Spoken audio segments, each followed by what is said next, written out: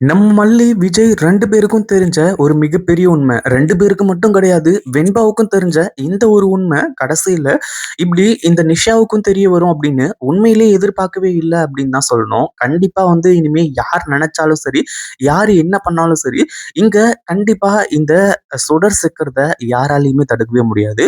அதுவும் இல்லாம இப்போ நம்ம விஜய்க்கு தெரிய வந்ததுனால தான் இவ்ளோ பெரிய பிரச்சனை. அதாவது விஜய்க்கு தெரிஞ்சிடுச்சு அப்படின்ற ஒரு விஷயம் இந்த சுடருக்கு தெரிஞ்சதுக்கு அப்புறமா எல்லாரோட கதையும் முடிக்கணும் அப்படின்ற மாதிரி சொல்லி இங்க அவ்வளோ பெரிய ஏற்பாடுகள் நடந்துட்டு இருக்கு. ஆனா அதே சமயத்துல இப்போ நம்ம மல்லி, விஜய் இவங்க எல்லாருமா சேர்ந்து சுடரை முடிக்கிறதுக்கு இவ்வளோ பெரிய பிளான் பண்ணுவாங்க அப்படின்னு எதிர்பார்க்கவே இல்லை.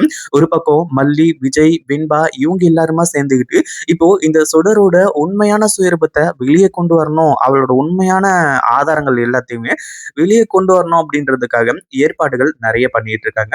இன்னொரு பக்கம் சுடர் இருந்துட்டு மொத்த பேரோட கதையே முடிக்கிறதுக்காக இப்போ பயங்கரமா பிளான் பண்ணிக்கிட்டு இருக்கான். அந்த ஒரு விஷயம் இப்போ நிஷாவுக்கு தெரிஞ்சு உண்மையிலேயே மிகப்பெரிய ஒரு வரவேற்பை ஏற்படுத்த போகுது அப்படின்னே சொல்லலாம். அதாவது கதிரேசன் வந்து முழுக்க முழுக்க இந்த சுடரை நம்புறாங்க. அதாவது தன்னோட பொண்ணு தான் அது அப்படிங்கிற மாதிரி வந்து சொல்லி. ஆனா அதே சமயத்துல நிஷாவும் வந்து தன்னோட அக்கா தான் அது அப்படின்னு சொல்லிட்டு முழுக்க முழுக்க நம்புறாங்க. நம்ம மல்லி அவ்வளவு தூரம் சொல்லியுமே கூட கேட்காம.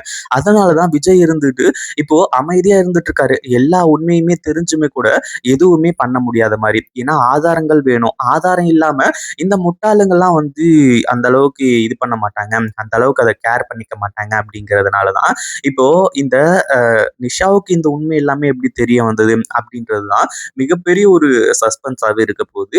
அதாவது இந்த சுடரை பத்தி எல்லாருக்குமே தெரியும். அதாவது இந்த ராஜேஸ்வரிக்கு கூட தெரியும்.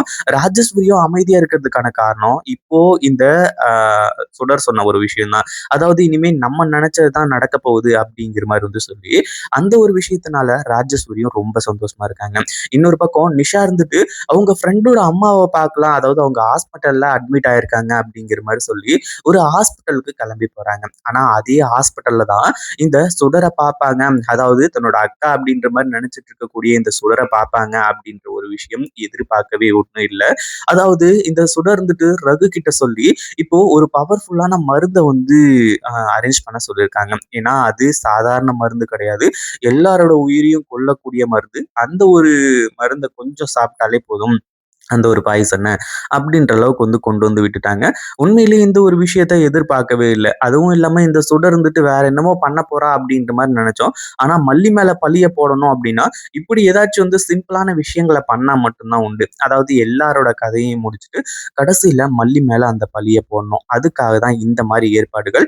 இப்படி எல்லாமே வந்து நடந்துகிட்டு இருக்கு. அதே சமயத்துல இப்ப என்ன ஆகுது அப்படின்னு பார்த்தீங்கன்னா, ஒரு பக்கம் சுடர் இருந்துட்டு அக்கம் பக்கம் எல்லா இடத்துலயும் சுத்தி பார்க்குறாங்க. முதல்ல நிஷா இருந்துட்டு என்னது அக்கா வந்து யார்கிட்டயோ பேசிக்கிட்டு இருக்க மாதிரி இருக்கு, அப்படி என்னதான் பேசிக்கிட்டு இருக்காங்க, எதுக்காக அக்கா எங்க வந்தாங்க அப்படிங்கிற மாதிரி வந்து சொல்லி இப்போ நிஷா வந்துட்டு பக்கத்துல நெருங்கணும் அப்படிங்கிற மாதிரி நினைக்கும் போது இப்போ அந்த சுடர் வந்து பேசிக்கிட்டு இருக்கா. அதாவது அவன் அந்த மருந்து கொடுக்கணும், அங்க பாரு சுடர், இதுல இருந்து ஒரு டிராப் வந்து யாராச்சும் சாப்பிட்டாங்க, ஏதோ கொஞ்சம் சாப்பிட்டாங்க அப்படின்னா கூட அவங்கள வந்து கண்டிப்பா இங்க நம்ம பார்க்கவே முடியாது, பணமா தான் பார்க்க முடியும், அவ்வளோ பவர்ஃபுல்லான மருந்து இது.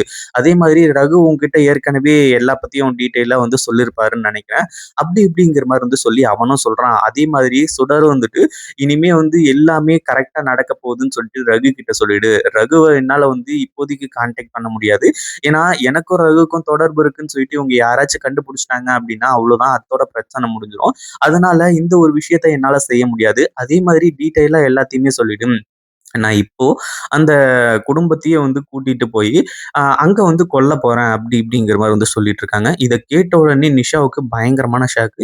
ஏன்னா இத்தனை நாள் வந்து தன்னோட சொந்த அக்காவா வந்து இந்த சுடரை வந்து பார்த்துட்டு இருந்தாங்க. இந்த மாதிரி ரேணுகா தான், ரேணுகா அக்கா உயிரோட வந்துட்டாங்க அப்படிங்கிற மாதிரி வந்து சொல்லி ஒரு மிகப்பெரிய நம்பிக்கையோட வச்சுட்டு இருந்தாங்க. ஏன்னா நம்ம மல்லி கூட அவ்வளவு தூரம் சொல்லியும் கூட வந்து கேட்காம. ஆனா இப்ப என்னாச்சு, நேர்லயே பார்த்ததுக்கு அப்புறமா அந்த ஷாக்ல இருந்து வெளியே வரவே முடியல இந்த நிஷாவால. ஏன்னா நிஷா வந்து அவ்வளோ நம்பிக்கையா இருந்தாங்க. அதுவும் இல்லாம நமக்கு ஒரு அக்கா கிடைச்சிட்டாங்க.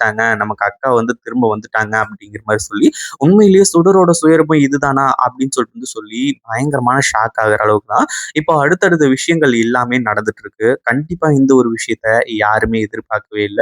என்ன பண்றது? ஏது பண்றது? அப்படின்னு சொல்லிட்டு வந்து தெரியாம திருன்னு வந்து முழிச்சுக்கிட்டு இருக்காங்க. ஒரு பக்கம் இந்த சுடரோட சுயரூபம் வந்து வெளிய வந்துருச்சா, நிஷாவுக்கு பயங்கரமான ஷாக்கா, இத போயிட்டு அப்பா கிட்ட சொன்னா என்ன நடக்கும்? அப்படின்ற மாரி வந்து சொல்லி உடனடியா இன்ஸ்டன்ட்டா யோசிச்சு பார்க்குறாங்க.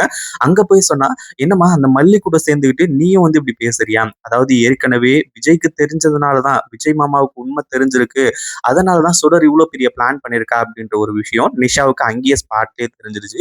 அந்த ஒரு காரணத்தினால நமக்கும் உண்மை தெரிஞ்சிருச்சு அப்படின்ற விஷயம் தெரிஞ்சது அப்படின்னா, கண்டிப்பா வந்து இன்னும் கிரிட்டிக்கலான சிச்சுவேஷன் கொண்டு போய் விட்டுரும். அப்பவே அந்த மல்லியும், மாமாவும் வந்து சொல்லிட்டே இருந்தாங்க. மல்லி தான் முக்கியமா வந்து அவ்ளோ டீட்டெயில வந்து சொல்லிட்டு இருந்தா. அப்படி இருக்கும்போது அது எதையுமே நம்ம கேட்காதது தான் மிகப்பெரிய தப்பு. நம்ம எதுக்காக கேட்காம விட்டோம் அப்படிங்கிற மாரி வந்து சொல்லி, இப்போ சுடர் அதாவது நிஷா இருந்துட்டு பயங்கரமா கதறிட்டு இருக்காங்க. அதாவது என் அக்கா வந்து உயிரோட வந்திருந்தா இந்த சொத்து எல்லாத்தையுமே அனுபவிக்கிறதுக்கு அழகா வந்து விட்டுருக்கலாம். ஆனா என் அக்கா உருவத்துல வந்து என் அக்கா சொத்து எல்லாத்தையுமே ஆட்டே போடணும். அதாவது மொத்த பேரையும் கொன்னுட்டு நீ அத ஆட்டே போடணும் அப்படின்ற மாரி நினைக்கிற அப்படின்னா, கண்டிப்பா உன்ன நான் சும்மா விட போறது கிடையாது. உன்னோட பிளான் எல்லாமே எனக்கு தெரிஞ்சு போச்சு.